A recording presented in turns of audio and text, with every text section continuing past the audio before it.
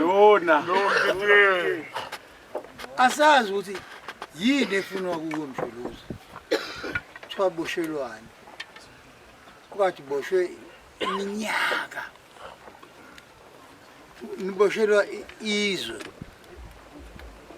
Manje uma-ke sekufanele ukuthi-ke ngabe uyabonga manje. Akusafiki kuleso sikhathi sokuthi ubonge. Usebenzile. Akusafiki kuleso sigaba. Isigaba ekufuka kuso esokuthi uyoboshwa. Asazi ukuthi ngabe kwenze njani. Sesiyayibona lento nathi. Hayi.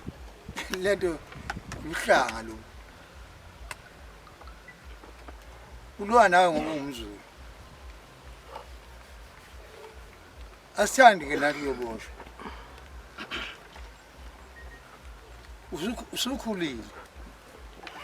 Kufanele uhlala ekhaya nababa wakho nezingane zakho. Hayi uyohlala ngale kwekhiye.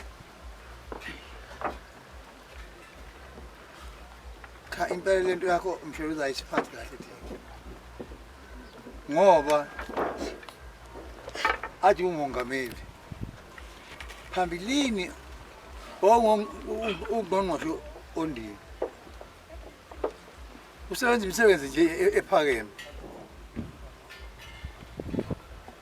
Asazi namhlanje ukuthi ivuka philando. Elete lokhu kulandela. Ngoba sizinduna nje thina. Usebuthweni lethu. Ngoba usubuyile nje la ekhaya. Wasesi umongameli. Uyinsizwa nje yakwaZuma.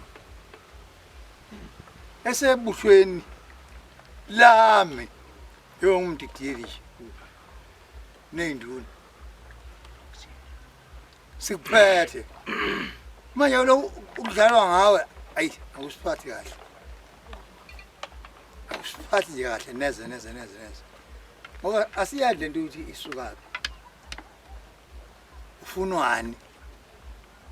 Inkosi ke kakhulunywa ngaleli khaya. Lethe lakhishwa nje emaphepheni. Hawu. Yini lo mntana omuntu owazala ubaba nomama naye njengathi.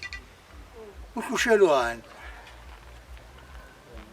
Manje ke sithi ke thina umkhonto uyozenzela. Khosake. Benine moyeni umgwaqwa wey yozake. Umkhonto usiyosala uzenzela. Benine moyeni umgwaqwa wey sho njalo ke thina Mshuluzi. Umkhonto sekufanele uzenzele. Ufuna impi manje. Angazi ngizothethelana nazo ezinye induna.